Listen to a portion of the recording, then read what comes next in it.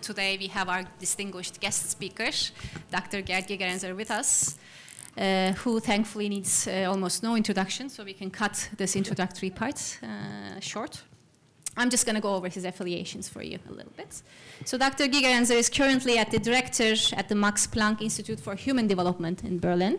He's a former professor of psychology at the University of Chicago. He is also the director of the Harding Center for Risk Literacy in Berlin, again, and also a John M. Olin Distinguished Visiting Professor at the School of Law at the University of Virginia. As you all know, he's one of the leading figures in the area of decision-making. And his books has been translated into many languages, among which The Gut Feelings is translated into Turkish with the title Sezginin Gücü as well.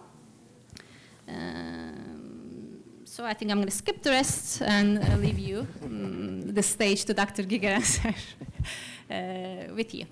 Thanks.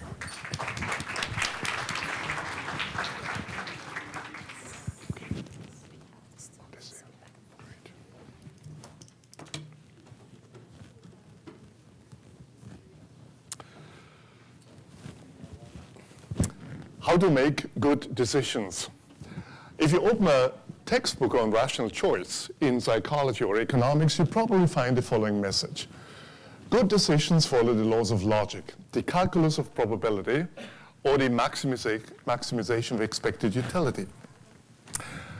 If your reasoning doesn't follow these principles, then you are being listed among the section of cognitive biases.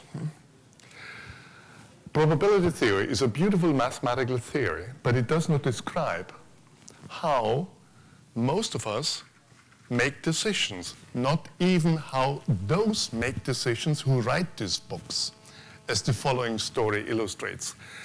A professor from Columbia University in New York had an offer from a rival university, and he couldn't make up his mind whether to leave, stay, accept, reject. A colleague took him aside and said, "What's your problem? Just maximize your expected utility. You always write about doing so." Exasperated, the professor responded, "Come on, this is serious." What I would like to do today is to invite you to our research on decision-making on risk and uncertainty. So, expected utility theory, logic, probability are made for worlds of risk, of known risk, where you know all the probabilities, all the alternatives, all the consequences. But our professor didn't know all this, and how can you? And that's a world of uncertainty, for economists known as Knightian uncertainty. And this is a huge world where not everything is known or knowable. And that's the basic distinction. We do have a little technical problem today, but just forget about it. The distinction is between risk and uncertainty. In a world of risk, you have perfect knowledge, or you assume you have perfect knowledge, including the probabilities. In a world of uncertainty, some of this knowledge is missing.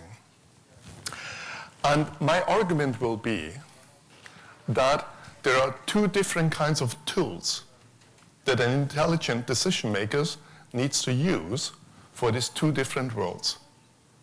And often a problem is somewhere in between. So then you may have to use both. For a world of risk, and if I use the term risk here, I mean known risks, it's statistics, it's optimization.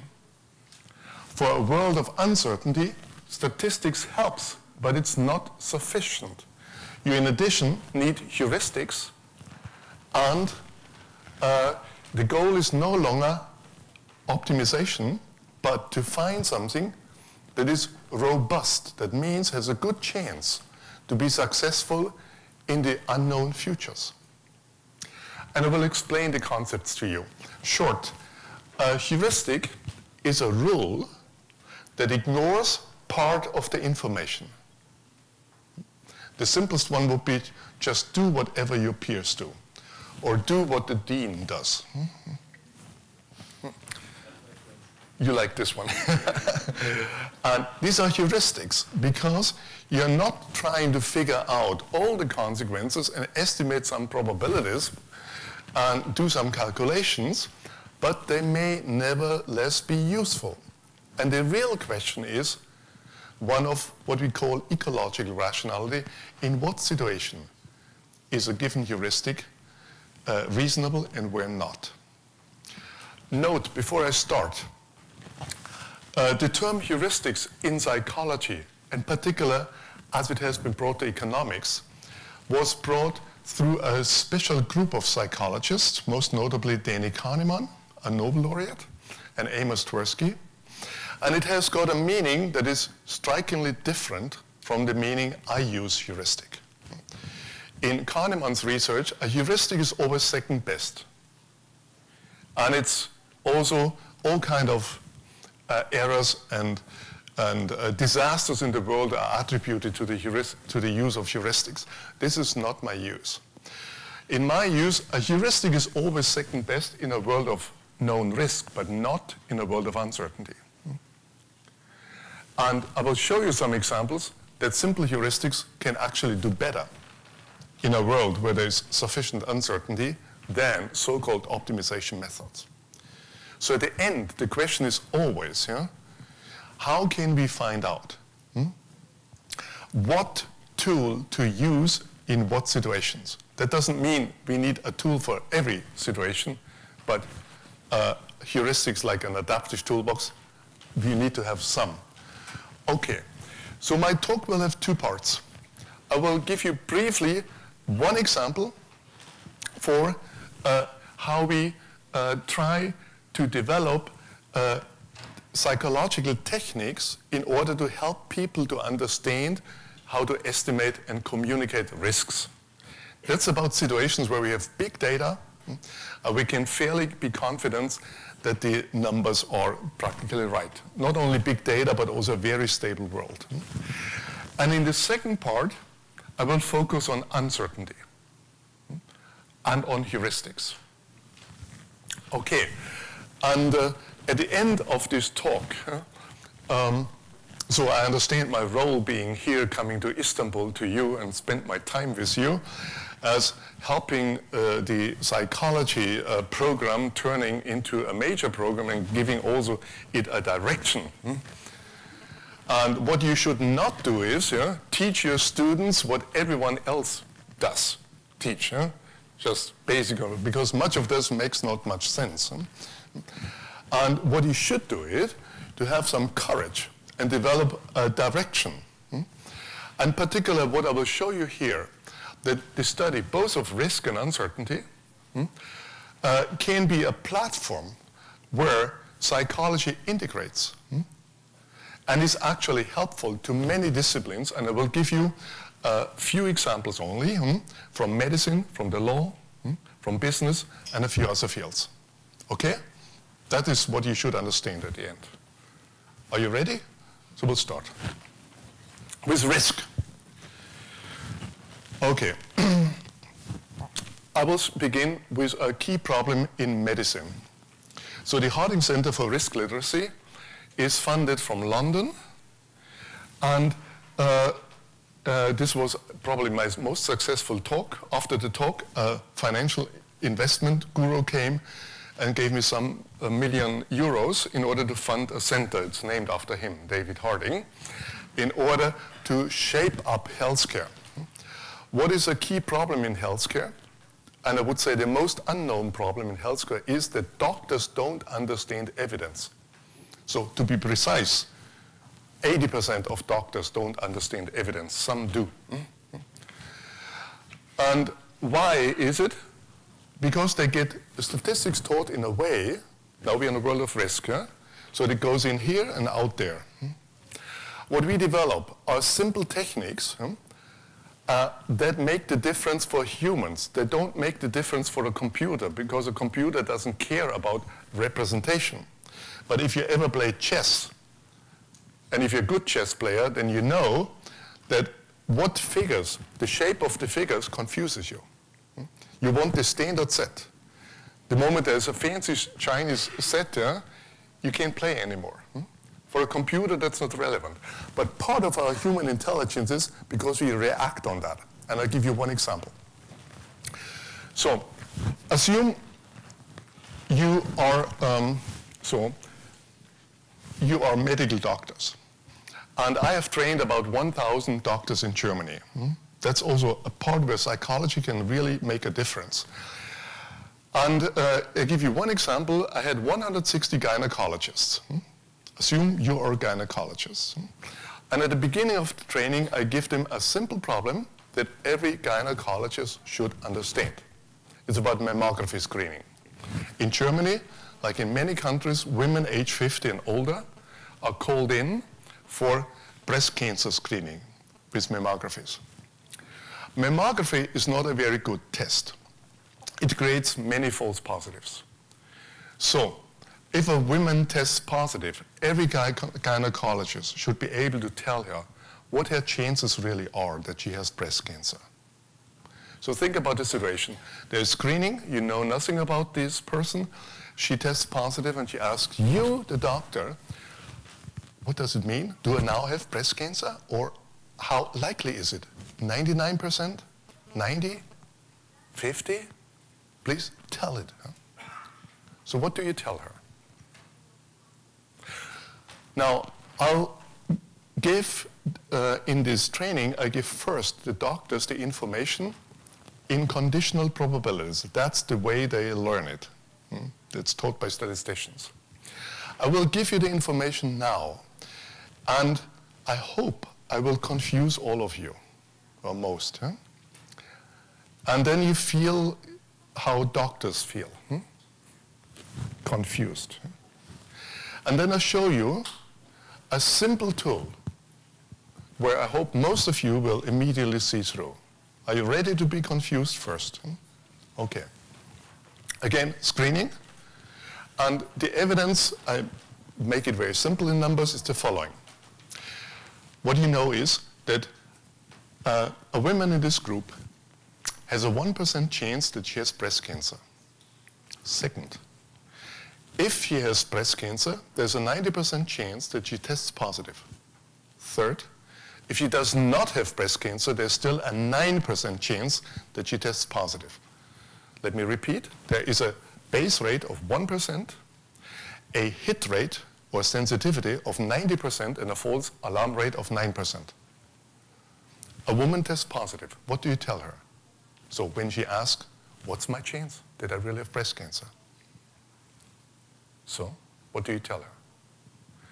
In case you have fog in your mind, that's exactly what I want. And I'll show you what doctors, now gynecologists, answer to this question. And I should explain first, I give them 4 alternatives because they're in a large lecture room and they have a tele system and I can push one of 4 buttons. One is, the chance that the women actually has cancer is 1%. Second, 10%, far away. Third, 81%. Fourth, 90%, the entire scale. And I'll show you first what actual doctors say. And if you look at this distribution, every point is a doctor, then you see the effect of medical training. It could be worse, could not be worse. Some think, most think the chance would tell this woman the chance that you have breast cancer is 90%. So not certain, but that looks like go home and prepare for death. Others say 81, others say 10, and some say it's just 1%. If patients would know about this variability, they would be rightly concerned. That's the problem in medicine. That's a typical result. Patients don't know this because most patients in Germany don't ask questions. And they're not used to think themselves. But that's what you need. So, you still don't know what the best answer is. I hope so. Is anyone who is willing to guess? Yes? 10? Yeah? Same. 2 for 10. Anyone more? 10. Oh. Also 10. 10, okay. Now, I don't know you. I have two explanations. Either you are outstandingly smart here in Istanbul or at this university, or you just imitated what the first person said, which is a heuristic. Okay? Before I give you the right answer, I'll show you how to help people to understand this. So what you just heard is information in terms of sensitivities and false alarm rates, which are technically conditional probabilities. The probability of a test result given that the person has cancer. So that's it. And that confuses most people. What I teach doctors is to stop thinking in terms of conditional probabilities, but to translate this in natural frequencies. Natural frequencies are non-normalized numbers. And I make it very simple. You always start not with one person, but with a number. To make it simple, 100 are enough in this case. Think about 100 women. And now we translate the 1% base rate. So we expect that one of them has cancer, and she likely tests positive. This is 90%. And from the 99 who do not have cancer, we expect another 9. That was the false positive rate. So we have 10 who test positive. How many of them do really have cancer? Now, see it? 1 out of 10. Okay? Smart. When I teach the doctors to forget conditional probabilities and translate it into something that the human brain can think much more easily, then I test them at the end of the same doctors now, at the end of the 90-minute session, I still give them the conditional probabilities. So you can see here, the majority now can immediately translate it into the proper answer. Let's see how this is. This is the pointer? Yes, here. There are a few hopeless cases up there, but you can't do everything in 90 minutes. So, why does this work? This is not just an effect. We know why the effect works. Here you have, I'm sorry, we had some problems with the entire screen. Now we have at least most of my talk on the screen. So what you should read here is these are relative frequencies or the conditional probabilities. It's the same here. These are now numbers that are not these are the true numbers from a study. I made it into 1% and to 9%. That's easier for you, doesn't matter. And that's natural frequency representation. That's the same numbers. Why can we see the so-called Bayesian posterior probability, here the probability of cancer given test, much more easier? And that's the answer, because the computations are different. So this is how a mind would have to calculate the probability of disease, cancer, given a positive test. And this is Bayes' rule. If you don't know Bayes' rule, it doesn't matter. Look at it and understand why you were confused. The interesting thing is that the representation, natural frequency, does part of the computation. See this? It uses that figure and this one. And this is roughly the 1 out of 10. These are equivalent. This 7 is the same thing as that one. And the representation does part of the computation. So one can exactly derive from there which types of formats are easy to understand, which are not easy to understand. Okay, this is an illustration about risk communication. So the fact is that most experts and lay people have problems doing what's technically called Bayesian inference. So calculating the posterior probability given a base rate, a hit rate, and a false alarm rate. This is not, as you still may read in the social psychology literature, on some unchangeable feature of the human mind. which also behavioral economics has been saying for a long time. There's a very simple way to change all of this, and it's in the representation. Again, a representation makes no difference for a computer, but it makes a difference for humans. And we can help. And actually, this type of representation, natural frequencies, is the way that humans encountered information before the time of statistics, so before 1654, and before the time of books, and also animals encounter the way they learn through frequencies. And they are not normalized. While this type of representation is a much more recent one, and it still confuses us. The same type of problem exists in other expert fields. For instance, I have been training American federal judges for several years, and what I show you is one study we did with judges where they have the same type of problem. There is a murder, a rape, and there's DNA evidence, and the question is that matches between the defendant and the victim, and the question is, what does that mean? What's the probability that the person really is the source of the evidence? And it's the same type of problem. And the moment so these are professionals, that means judges and professors of law. And when they get the information and probabilities, only very few of them see through, just like the doctors. The moment we train them in translating that in natural frequencies, most of them see through, and the law students are just a scaled-down model of the same thing. Equally important, in the court, there is a guilt judgment, a yes-no.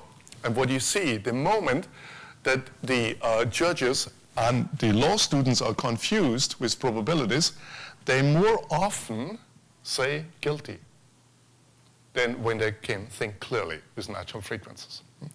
So these are some examples about how important it is to teach effective risk communication to professionals. And also, it shows you that what you can read in part of the behavioral economics literature and also in social psychology literature about these biases like base rate neglect, there are no engraved biases. Yeah? It all depends on the representation. And so they also can be changed. They're not inevitable. We can easily change this, and a little bit training, for instance, if you teach this to your students, then they can easily see through. Last note on risk, and we do a project where we try to teach health literacy, even for very young children, first, second, third grade, so that they're strong and competent, including skills like cooking and others, that will help that everyone, even if they become doctors later, is health literate and understands statistics. And here is one very interesting feature of this project. I've made a public bet that if we teach young kids competence in health literacy, we will prevent more people dying from cancer than with the development of the next generation of medication, of cancer medication. And the background is here. About half of all cancers are due to behavior, mostly smoking, cigarette smoking, a third of them. And then obesity, so, and everything that goes together with it, and alcohol abuse. And here, a risk literate and a health literate public can actually is the best weapon in the war against cancer. But almost no money is going in this direction. Most of the money is going to the industry for obvious reasons. But if you want to change that, and then just go this way, and the effect will be, I think, enormous. So that's my first illustration to the part of risk. Let me summarize. Risk means that we have good estimates, like in cancer screening, about the actual frequencies. and it's fairly stable, although there are differences between countries, yeah, where we can assume that the estimates will also be true in the future. In here, one needs two things. First, one needs to understand probability theory, and second, one needs to be able to communicate the risks in a way that others understand. And I just gave you one example, the difference between conditional probabilities that confuse most people and natural frequencies that help to see through. There are many others, but I'm not going into this. So let me come to the second part. And the first point I want to make is that decision-making under uncertainty is different from decision-making under risk. And here I have many debates with many of my intelligent friends, particularly if they are logicians or philosophers, economists or psychologists, who think that one tool is good for everything, namely probability theory. And I'll try to convince you that you need at least two kinds of tools. One is probability theory. The other one is a set of good heuristics.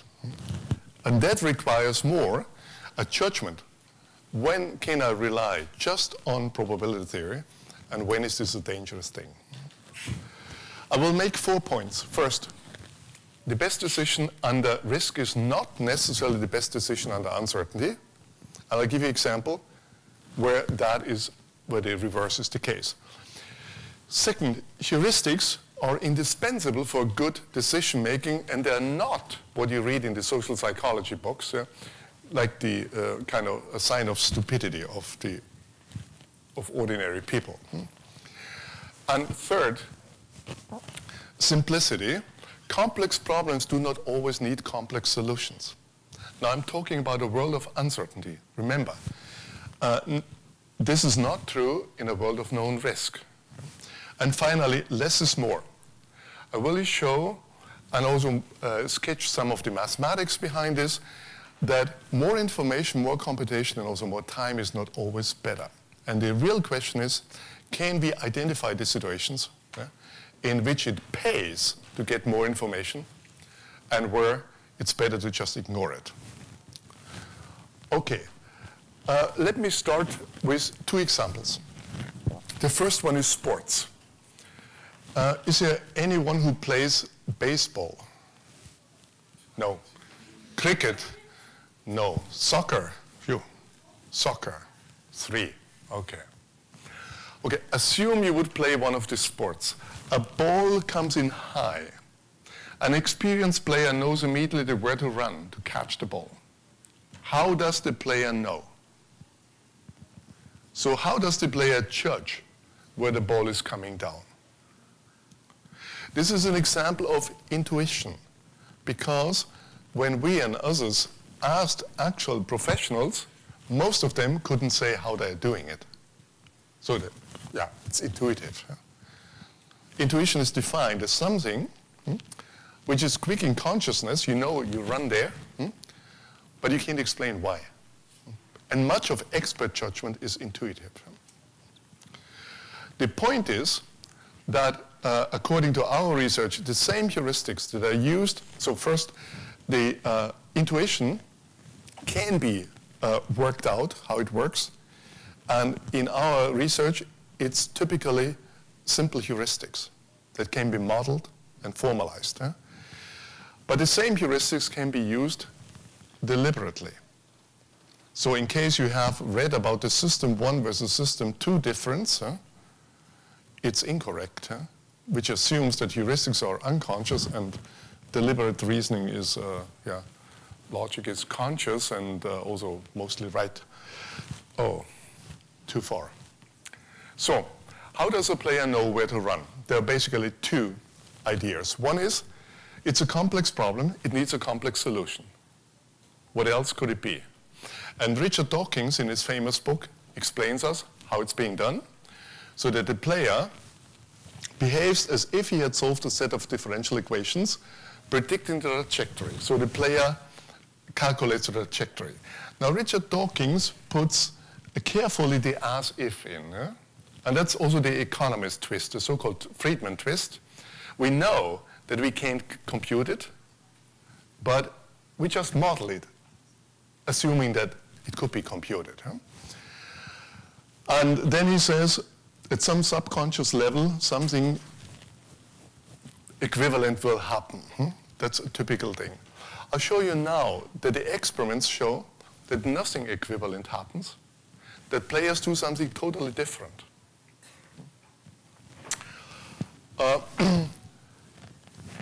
Before we get to this, have you ever calculated a trajectory of a ball?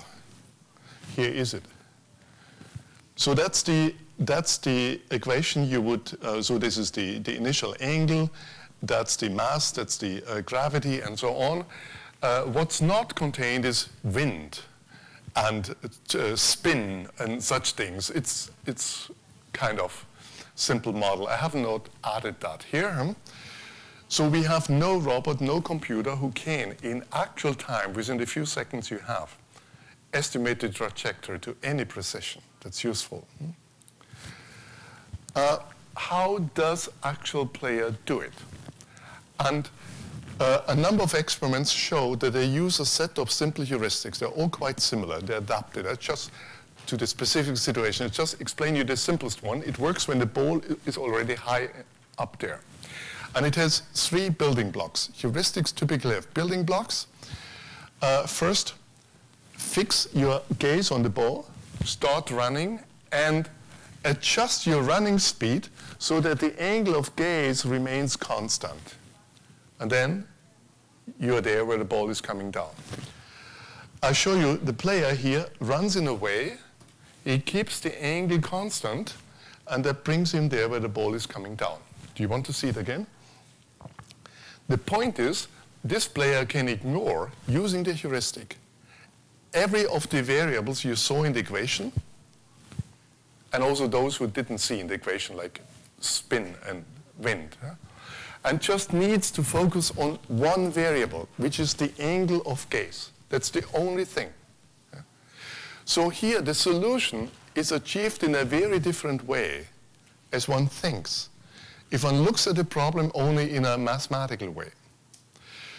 The player uses capabilities that humans have, that also many animals have, but no robot and computer has so far. For instance, keeping an eye on a moving target with a noisy background. We have no computer who can do this as well as a human being. And in case you have a little baby at home, at age 3 months or so, they start practicing this heuristic by trying to keep their eyes on a mobile that's hanging on top of them. Not only because they want to become baseball players, but it's useful for many other things, also social things. So, the gaze heuristic is a heuristic that focuses just on one variable and ignores everything, and achieves the result faster than the computations, more reliable. I mean, it actually can be done, and more robust against any errors. The heuristic can also be used deliberately. You may remember the miracle of the Hudson River. A plane took off from New York, and within a few minutes, it collided with a flock of Canadian geese. And they flew in the engines. The engines of modern jets are strong enough to digest little birds, but Canadian geese are too fat. And the impossible happened, namely, the geese flew in both engines, and they're silenced, and the plane was gliding. The pilots turned around in order to try to get back to LaGuardia, the airport. And they had to make a judgment. Will we make it? And you don't want to land before the airport, in the city. How did they do it? Again, there are 2 possibilities. They looked at the instruments and made a calculation and estimated the trajectory. No, they didn't. They used the same heuristic, now deliberately. How does it work in this case? In this case, it's slightly different because you're sailing. You look at the tower of the airport through your cockpit windshield, And if the tower is going up, you won't make it. You see that? And that's exactly how Jeffrey Scalzi, the co-pilot, describes it.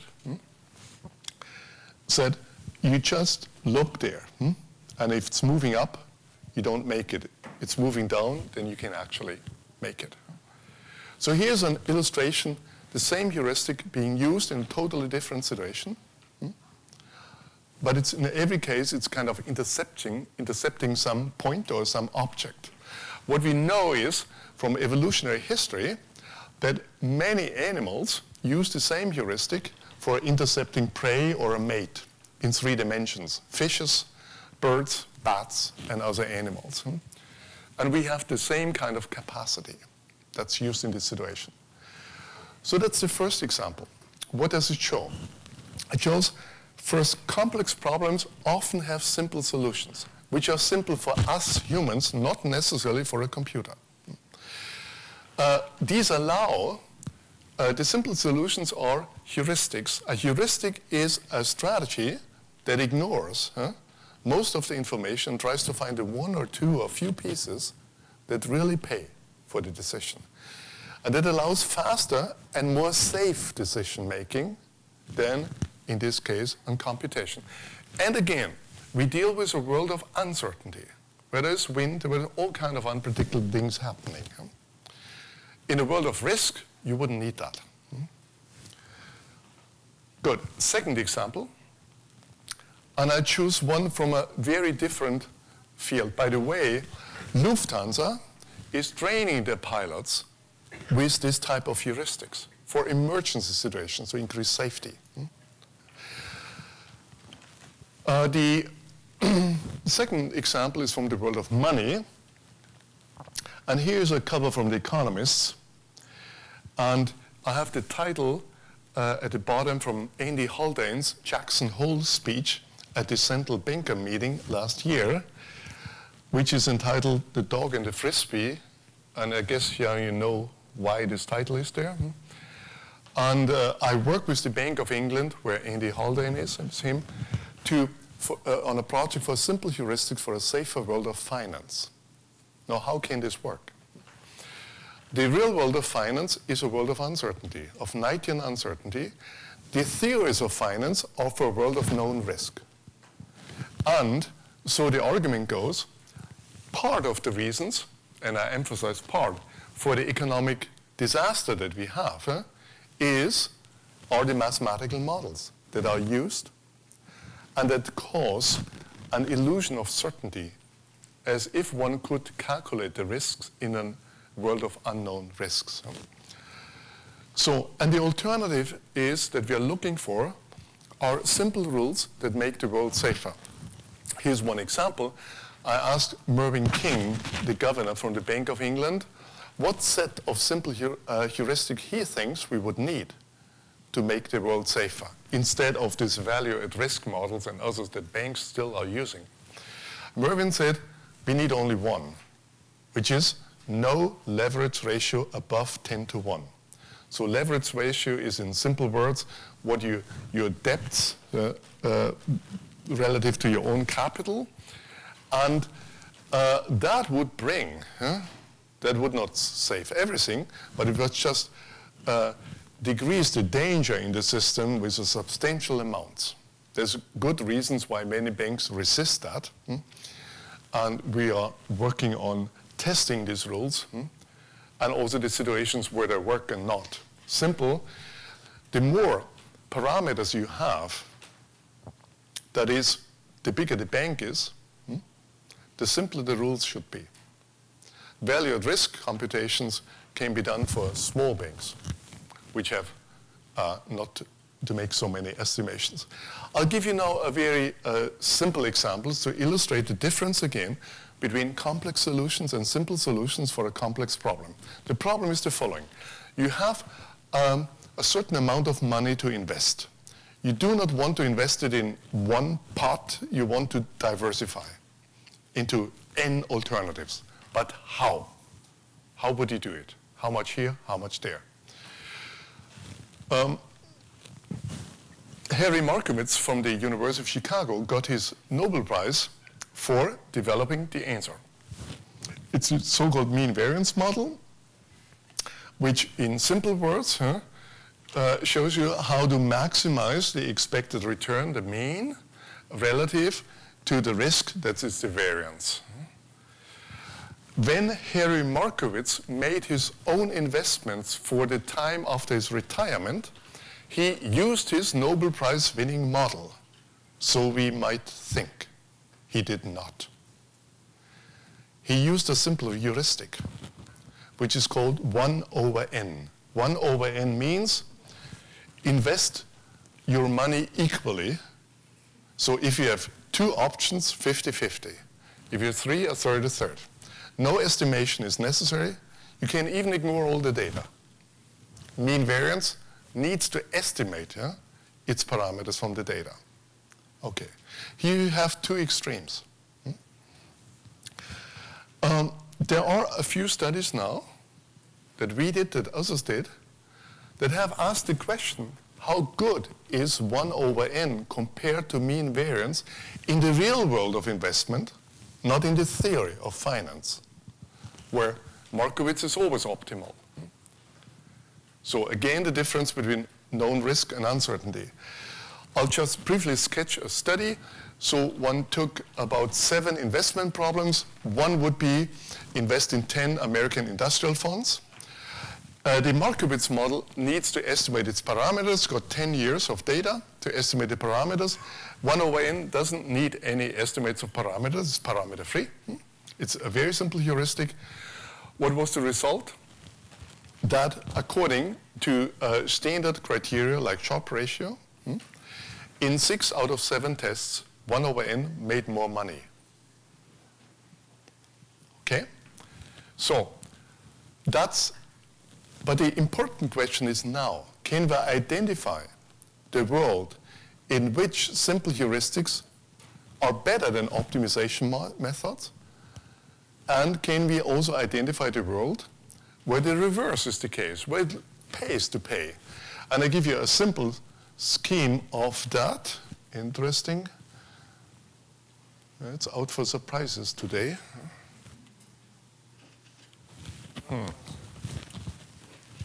Okay. Okay, what you would see if it would work is the following. If the world is highly predictable, today it's not so predictable. So if there's low uncertainty on the left, if there are few alternatives, like just 2 assets to invest in, or 3, if there's a large amount of data, then the complex models pay, because you have a good basis to estimate your parameters and won't overfit.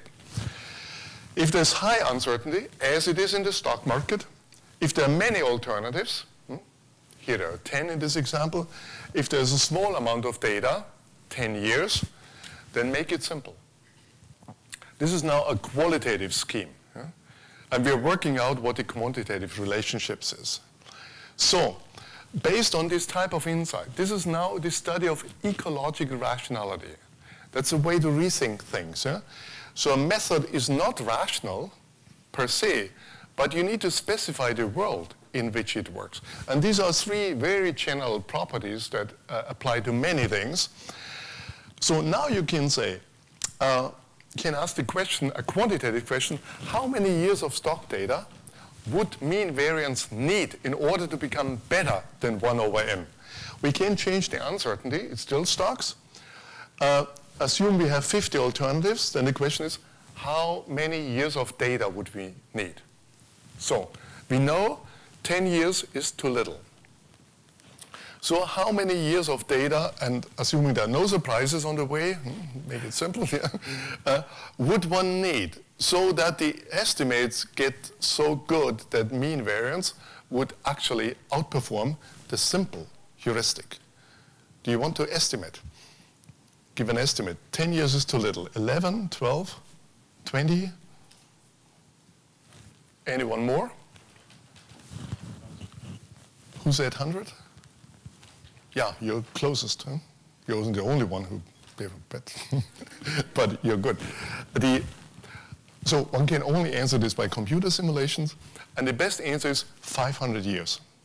So in the year 2500, so the people can stop relying on simple heuristics and do the calculations, provided that the same stocks are still around in the stock market in the first place. Do our banks understand this, meaning this idea of ecological rationality, as opposed to Markowitz is optimal? That's the contrary. I'll show you a letter I got from my German internet bank. I translate. It said, with Nobel Prize winning strategy to success in investment. And the letter said, do you know Harry Markowitz? No, you should.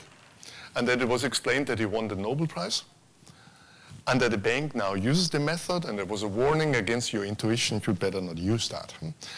What this bank has not understood is that they sent the letter 500 years too early. Okay, that was my second example. What does it illustrate? It illustrates the following. First, again, in a world of uncertainty, the difference between a world of uncertainty and a world of known risk. Here's finance theory. Finance theory has mostly been in a world of risk and ignored uncertainty. And in a world of uncertainty, we may do better with simple heuristics than with complex methods.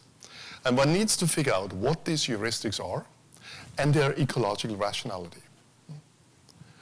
And here's an example. 1 over n is also not a financial heuristic. It is used in many other contexts, just like the gaze heuristic is used in many contexts.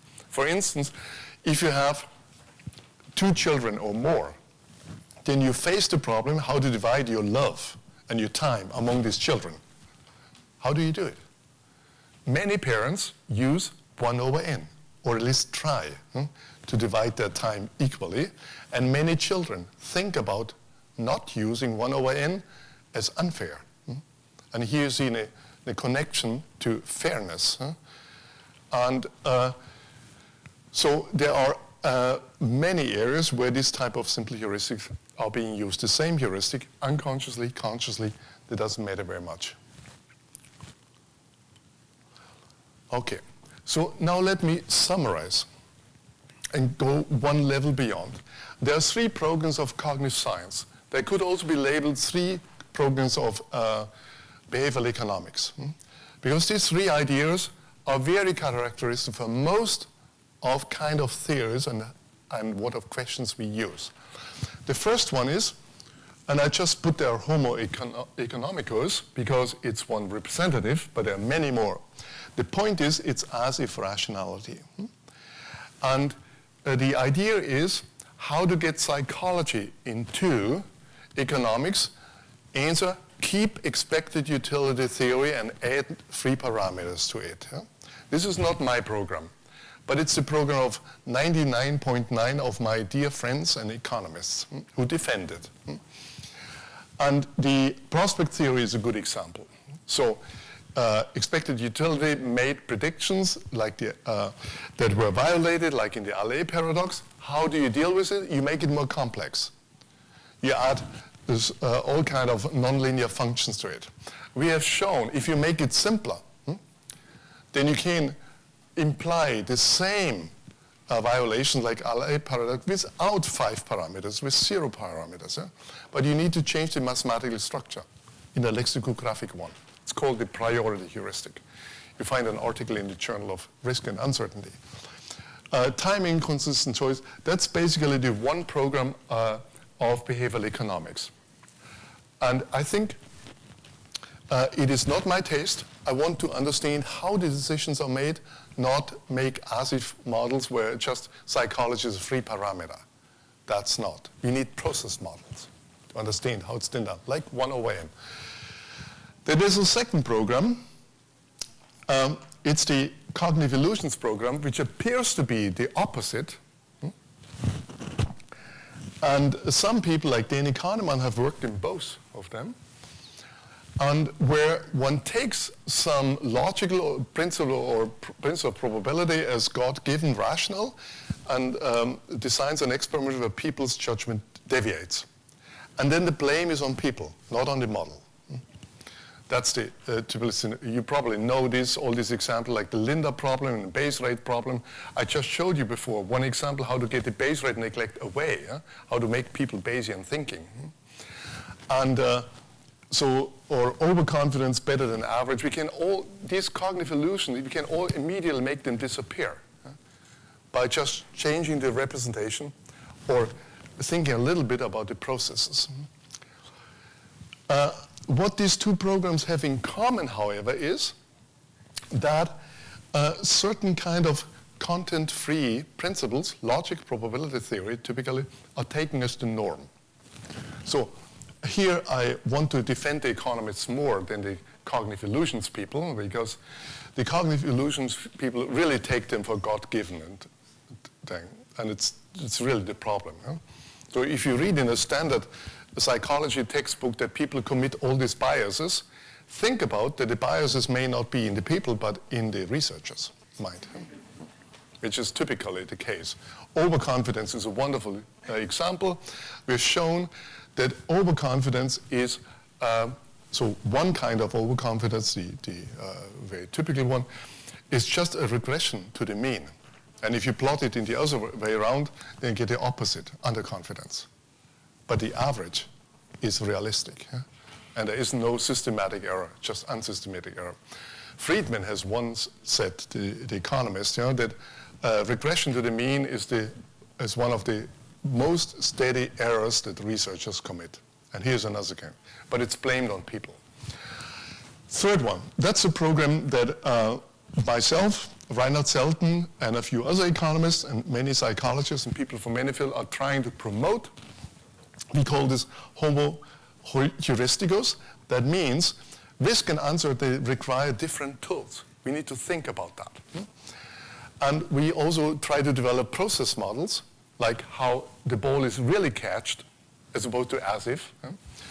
And it's a different idea about rationality. Rationality is not in internal consistency, it's in the match, in the success in the world. Oops. This program has 3 questions. What's in the adaptive toolbox? Today I just talked about 2 heuristics, divide equally, and the gaze heuristic. And I can't do much more here. What are the building blocks and what evolved capacities they exploit? The ecological rationality part is specify the environment in which such heuristics work and fail. You've seen examples for 1 over n. And finally, we use these results to train and to help experts like doctors, lawyers, business people to make better decisions. Here are a few, at the very end, a few examples of the heuristics we study. All of these heuristics are modeled mathematically. There are no loose words like the availability or representativeness or anchoring, where you never know what it means. And I talked about tracking, so the gaze heuristic, about equal division, and I'm not going in any one of this more. Maybe I'll give you an example about the first one, recognition heuristic, since it's such a basic thing. Assume you are in a TV show, Who Will Become a Millionaire? Do you have this in Turkey? Yeah, everyone seems to have it on the globe. Huh? Okay, you made it to the top. And here's the €1 million question, or 10 million lira question, or whatever you have. Which American city has more inhabitants, Detroit or Milwaukee? Time is ticking. What do you say? Who thinks Detroit? Who thinks Milwaukee? 1. Okay. So not everyone participated, but it's something like 25 to 1. And the 25 are right. It's Detroit. If when we ran studies with American students who are as smart as you, only 60% got it right. In Germany, 90% get it right. You're even better than 90%. Sorry for you, but you probably thought too much about it. May I trick you or something like that. How does this work? Now, it's a very simple heuristic that is based, that can only be used by ignorant people, exactly semi-ignorant people. So, if you have heard of Detroit, but not heard of Milwaukee, then it's probably this one. You've heard of. That's called recognition, not recall, recognition. And the recognition heuristic is ecologically valid in situation where the target variable, here size, is correlated with the fact that many people recognize it. And the beauty is that Americans who know more than you cannot use this heuristic because they've heard of both. So they need to have recall. And also that shows how these heuristics are connected to memory. And then recall all the facts they know, but this gives them 10 percentage points above chance, 60%. While the simple heuristic gives you 90%. So, of correct answers. So here's also an illustration about how actually less can be more at a certain point. And we had run studies with predicting the Wimbledon tennis player, the outcomes of all the games. And there were the Wimbledon experts and the ATP rank orders, the world rank orders. And what do you need if to compare how well the recognition heuristic is? You need a bunch of semi-ignorant people. So we've heard of half of the players, but not of the other ones. And get their tips. And in several studies we've shown they do better than the Wimbledon experts, or at least equally good. So there's lots of power in the smart use of heuristics, even if you're not an expert. You just need to know when. So let me finish. I was talking in the second half about decision-making under uncertainty. In the first one, decision-making under risk. The key points are, the study of decision-making is, I think, a great asset to every university. It's interdisciplinary. And it helps to also to bring science into the public life. And you can help your Turkish doctors, help them to understand evidence as well into the legal profession or into the business profession and beyond. The important thing is that we need two kinds of tools, namely those who are doing well for known risks and those who do well for a world of uncertainty. Mostly the problems are in between, so it needs a judgment how much both of these tools can do. The concept of adaptive toolbox is an alternative to our old-fashioned concept of intelligence. I do not believe in personality traits that they predict very much, but intelligence is to have a certain amount of tools and to know when to use what. That's often also called intuition. Heuristics are the tools in the box, and again, they are not what you often read in the textbooks, so second-class instruments for dumb people. We all need to use heuristics in a world which is uncertainty. So, whom to marry? Has any one of you done the calculation? So, expected utility calculation. I've asked many of my dear friends who are economists, and mostly male, how did you choose your wife, assuming they had a choice? And all of them said, no, I didn't do the calculation.